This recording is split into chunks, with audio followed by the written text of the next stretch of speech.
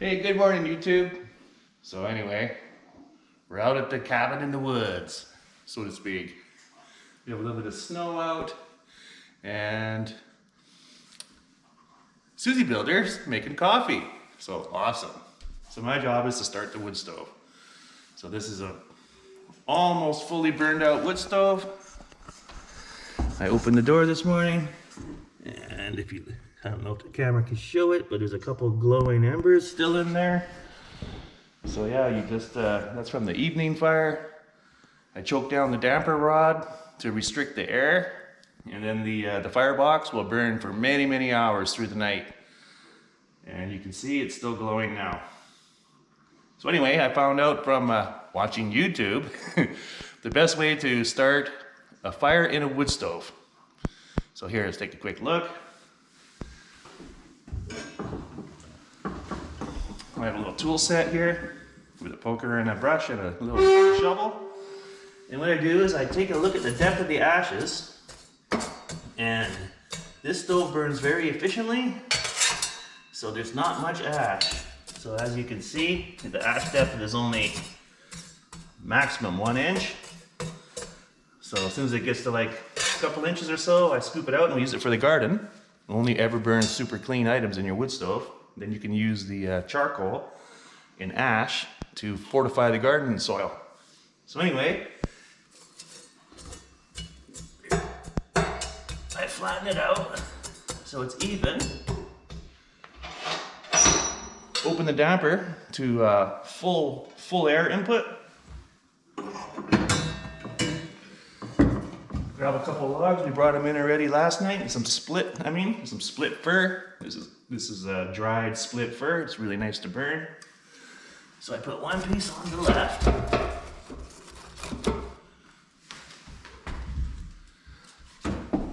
One piece on the right.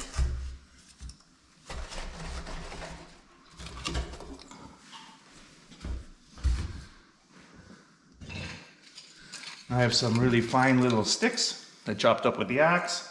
They're probably about 1/2 inch to 1/4 inch. And I lay them in there in a little X pattern to celebrate Elon Musk, or maybe not.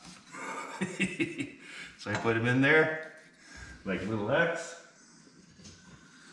Just so, you don't need much, just 4 or 5. And we have a special component, super dry, pressed sawdust bricks. We found from a company a little while away from here, and you can buy a quart of this in a pallet and have it dropped on your truck and bring it home. It's really convenient. So I put one of these little bricks in the back,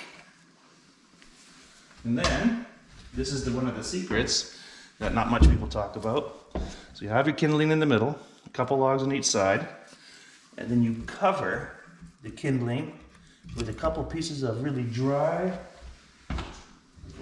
a little bit thinner firewood. So the kindling will burn upwards, obviously, and touch the logs, just like that. So kind of like a U, with some kindling in the middle.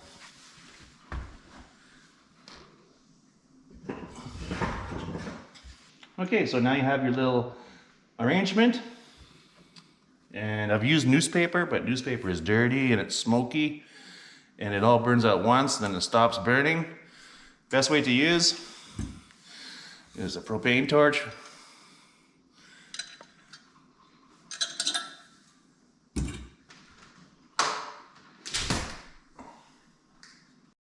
Okay, so the wood stove is a naturally aspirated appliance.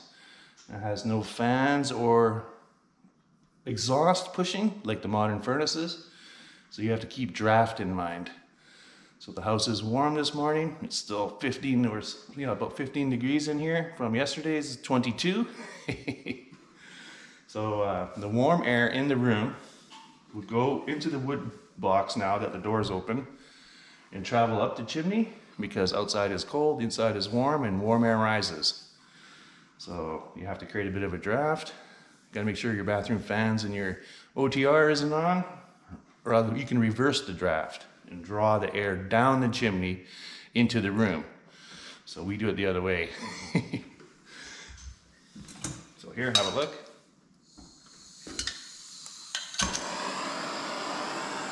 Propane torch on the kindling. Only takes about 30 seconds to get the kindling to light because it's dry.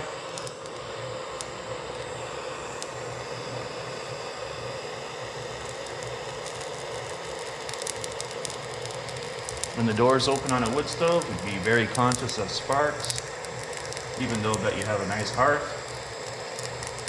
always watch for sparks.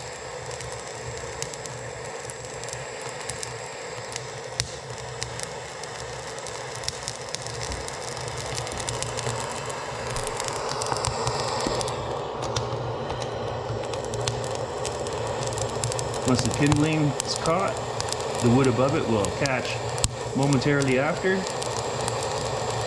And then there's another secret. Closing the door to about 1 inch. That's probably all you need. You can see it burning. And close the door to about 1 inch. And you can see the air will rush in behind the door seal and rush to the fire, which kind of accelerates it. Just keep the door cracked for about 3 or 4 minutes until that's very well caught. And then if you close the door, this stove has air control rods in the top and air control rods in the bottom, which will bring the air in and across the top of the fire and burn the smoke the second time. So really efficient. Regency. So look it up. Okay, now the fire is fully caught. It's still small. If you can see the air rushing in through the door, feeding the flame. And then as soon as you push this down, the internal air system kicks in. So it draws air from the air system only. And you can see the smoke curling down on the air wash on the inside of the door. That's to keep the glass as clean as possible. And now the stove will start heating up. We have a thermometer right here. It shows really low if you can see it. It shows also best combustion. And the outside smoke is a little bit visible until the temperature gets to about just below 300 Fahrenheit. And then after that, between 300 and 450, the outside smoke is clear. So yeah, it burns very efficient. And it's not a stone cold stove this morning because there were still coals in there from last night, so it starts easier. When it's stone cold after 2 or 3 days, the starting procedure takes an extra 4 or 5 minutes or 10 more minutes to heat up because there's lots of cast iron on this thing. This thing's like 350 pounds. Woo!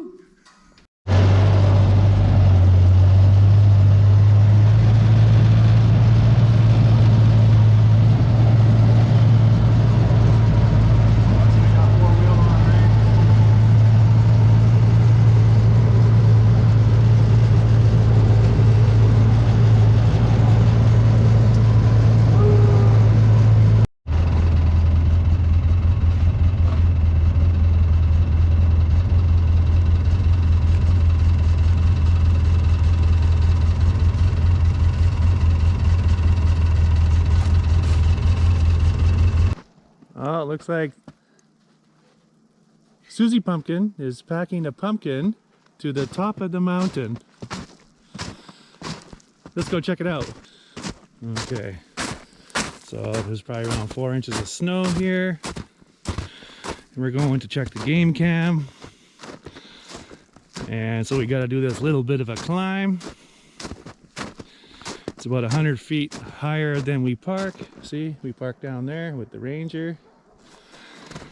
So this is Susan's pumpkin from Halloween, and she's gonna feed it to the deers.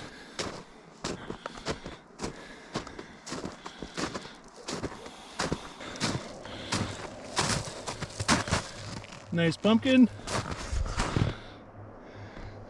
Now hopefully it'll be deer food, or some dogs would eat it, so maybe coyotes. Your Susie builder. And there's the game cam. Solar powered game cam. We caught mega animals on this. You'd be surprised. Check the videos. Okay, one thing we noticed while we were on top of the mountain is that we think there's a coyote cave at the Coyote Cliffs. Let's have a quick look.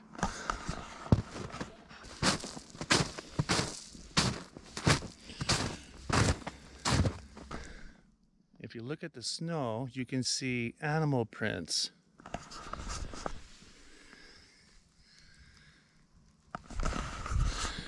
That particular one looked like a coyote because if it was a deer, it'd be a cloven hoof, a split hoof.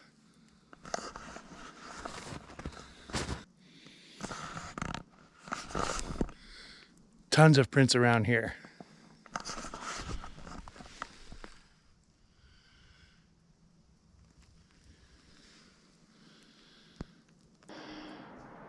Okay, so that was the Coyote Cliffs. You can see in the distance there.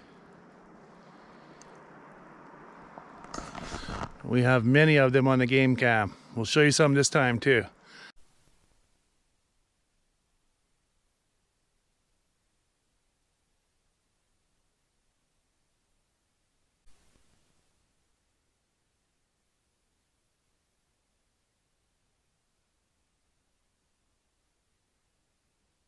But anyway, different note. Check out this. This is green lichen.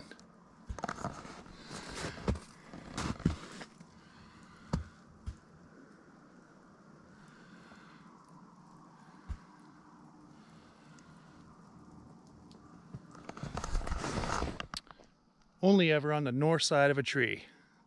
So it needs, I guess, not direct sun. Anyway, you can dry that and collect it, and you could use as super easy kindling when you're on the trail. So we smashed a pumpkin open to expose all the seeds. So this will be very interesting. We have it directly under the game cam, so we'll see who comes along and uses the extra calories.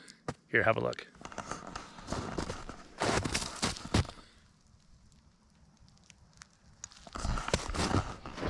We might get a couple volunteer pumpkin plants up here next year. Who knows?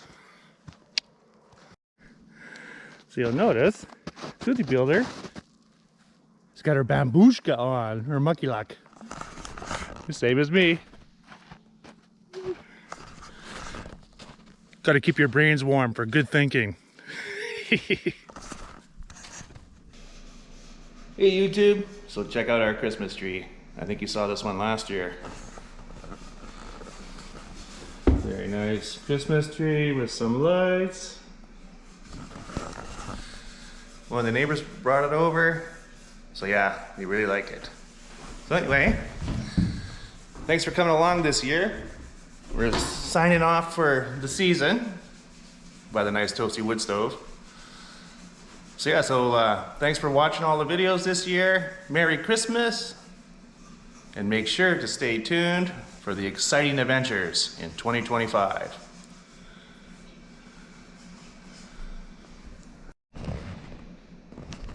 Bye. Okay, she's really busy. She says bye. So make sure to watch for her next year too. Okay.